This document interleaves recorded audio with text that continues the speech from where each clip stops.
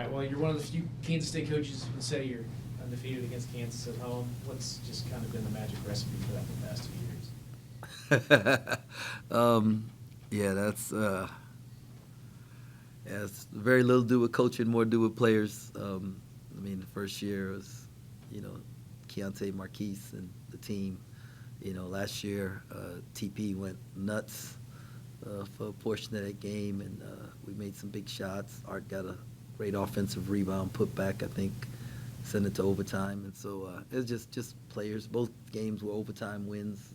We had to do that. So, it's players. And our fans, like, it's different. You don't want it. As a coach, I don't want it to be different. I love that type of crowd and that type of energy for every single game, but this game's a little different to our fans, and they bring a little different energy and, the home court advantage.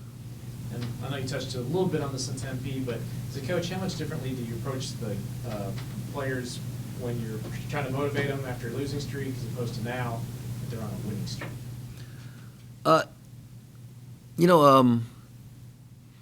I was concerned about the Arizona State game. Coming off the big win against Iowa State, you didn't have to get the guys up for Iowa State. They're one of the top 5 teams in the country, and so we knew we had their full attention. You hope that you had their full attention for Arizona State. Now, the way the game started, maybe we didn't, but Arizona State quickly gained our attention and our guys locked in. And I would say for this game that we won't have to do a lot to get our guys' attention. I also want to ask about Buddy Rich. We haven't seen him play in a while. What's his role with the team now that he's fallen out of the coach? Well, you're only given 200 minutes. If I had unlimited minutes to play, then there's other guys who would be playing also, but we're only given 200 minutes. And you just have to, put the guys out there you feel give you the best chance to win, and not that Buddy wouldn't give us a chance to win. I don't know that he gives us the best chance. Right? I mean, some other guys give us a little better chance. And Buddy's been great at practice. He helps part of the scout team and helps get our guys ready. And he's really, really talented. And he's got a bright future. You're in the heat of the Big 12. Can you walk us through going from Tempe to Manhattan and just what your schedule's been like since then? We didn't get in till 2:30 in the morning, and I'm sure, I don't know about the guys, but by the time I got to the house and unwind, and it was almost 5 o'clock before I fell asleep, and then my dogs don't know that I went to bed at 5 o'clock, so they get up the same time, so you're up early and just moving on to the next thing. Yesterday was our day off. I give the staff the day off. We take a Sabbath and, focus on our families and ourselves. And so I had a really good day yesterday. Worked out and got a massage and, just kind of re-energized. And today we're not going to do much with the guys. Film walkthrough. They lifted earlier today and, film and walkthrough and a lot of mental prep. And then tomorrow we'll have a good practice, and it won't be long, but it'll be really intense and really locked in, and get ready for Saturday, because you got to have legs on Saturday. This is very little changing of who we are. It's about trying to be the best version of who you are. So you haven't actually talked to the team since the end of the Arizona State game? Yeah, just a couple text messages here and there. Some of them seeing the trainer, seeing Phil, different things like that. The first time I'll talk with them is today at 5:30. Can you give us maybe a bullet point as far as what you would like to say to the team coming off of such success that you've experienced lately? It's the next thing.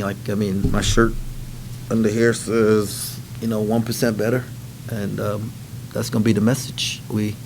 Today we got to get 1% better. We got to go 1-0 in our film session, 1-0 in our walkthrough. 1-0 in how they rehab tonight, and so we're going to prepare to win. We have to do the right things today, and hopefully they did the right things yesterday, so that tomorrow we can have a great day. And so it's just about going 1-0 and getting 1% better every day. So people ask me what's different, what's going on with the team, and so I'm curious. what has been different about the team that has allowed them to obtain such successes that it has lately? You know, if I like knew that answer, like I would have like given it like 10 games ago, you know. And but you know, I feel like I've been saying the same thing from the beginning. The season started, and I said, and you know, we wasn't playing well, and I said, we don't have to be good in December and November and December. When we want to be really good is February and March, and you know, we're in February, and you know, when we were losing games at the start of the Big 12, but we were close. I kept saying we were close, and but everybody just kept seeing the results. Y'all didn't see every day in practice the improvement and the energy the guys had, and the belief, and you know, what was coming about. And so, I mean, it's just, you know, that thing, you know, every tree bears in its season, and I think we're in a season of, you know, where the tree is bearing fruit, and I just hope this season lasts through April. How proud are you of the team right now? Oh man, I'm so proud of the team and different individuals and how much growth has taken place, you know, and I'm proud of our staff, and you know, I would keep fighting and keep grinding, not giving up, and you know, I'm proud of our fans for sticking with us. You've coached some pretty good guards in your career. Doug, and the way he's playing right now, what are some of the characteristics and traits that he's sharing with those elite guards? Yeah, well, Doug has special legs. You know, he's fast. He puts pressure on the defense, and what I've loved about him recently is he's used that speed that he has to impact the defensive end of the floor.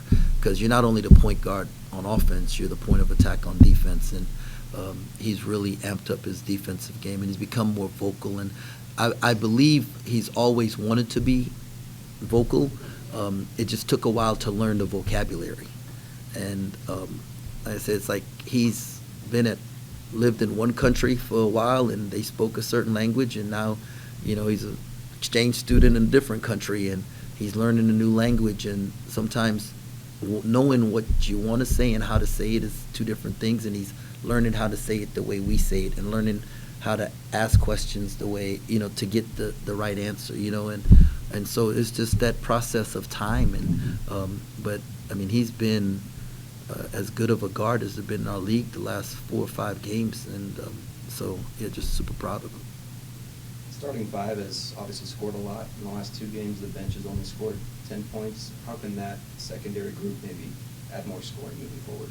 Yeah, I don't know if I need them to score. You know, I mean, what I like is we just want when they go in the game that the score, like, we don't go backwards, and we can extend it. You know, I think CJ has the opportunity to put points on the board because he can shoot the ball and he can get to the rim, and you know, Moby just brings energy, you know, and Ugo provides a physical presence for us there defensively and rebounding and stuff. And David Castillo, I mean, he's going to be really good. He just has continued to embrace that role, and I think what all of them are trying to do is make sure that we don't go backwards when they're on the floor, and so we appreciate that.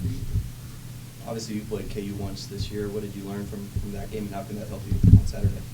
Yeah, you know, I mean, Hunter Dickinson, you know, they first of all, we can't start off 14-0, right? I think it was 20-4, right? So they had a 16-point lead with like 9-something to go, and from that point on, we outscored them.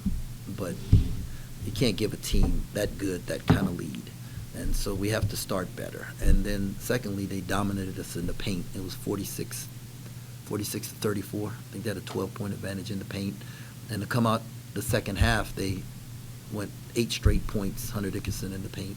So we have to have an answer for that, where we don't do that. And then on the other end, I think like 5 or 6 of our first 7 shots were 3-pointers. You know, and that's not a recipe for success. Just like against Arizona State, we started off, I think, 4 or 5 of our first 6 shots were threes, and it just wasn't a recipe for success. So. You talked about some of the slow starts. Is that just a result of playing on the road, or is that something that needs to be addressed going into And it might be the road. The team's a little bit more comfortable. I don't know. I think it's more of a mindset. Against Iowa State, I thought we attacked the paint early, and they hit 3 big threes to start the game, and that might have played in our favor because they kept shooting threes. So, I think it's more of a mindset. You talked about points in the paint against Arizona State. Once you did attack the basket, it seemed like that they kind of lived and died by the three, and you guys were more consistent. But I was going to ask about David and Coleman. It seems like they're starting to really develop a chemistry, even interior passing. Have you seen that grow? Yeah, I mean, they're both high IQ guys who know how to play. David playing with the national team, and the last 2 summers, that's really helped him, and he learns how to play the game. And Coleman has a high IQ, and he knows how to play the game, so those guys work really well together. And yeah, you mentioned Doug. What's been the biggest difference, do you think, for him? Is it just using his speed more? Or? His energy on both ends. He's just the mistakes Doug make now is out of trying hard, right? And I can live with that. Like, you're trying hard and you make a mistake, I'm all right with that, and I think he feels freedom that he can make a mistake and keep playing, and that's part of our growth and our relationship together. And so, but man, he's competing. I mean, you watch it, and it's not just when he has the ball in his hands. You watch him off the ball, and he's defeating screens, and he's boxing out. He had 8 rebounds the other night. He's competing, and when he doesn't have the ball in his hands, and it makes our team better, and he's fun to watch when he does those things. Also, is this the game maybe that you're going to need Hugo because of his size against Dickerson? That's kind of a tough matchup. Yeah, no, we are. We're going to need you just need more bodies against him, and he's such a good player, and you got, I mean, you have to make him work for everything, and in doing that, you're going to pick up some fouls and stuff, so you need more bodies.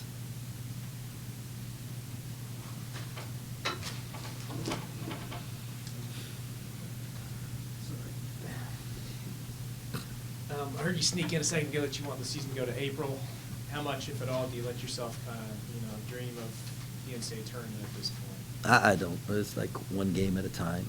I mean, that's just how we've done it. And, we'll just stick with that and keep rolling and see what happens at the end. But,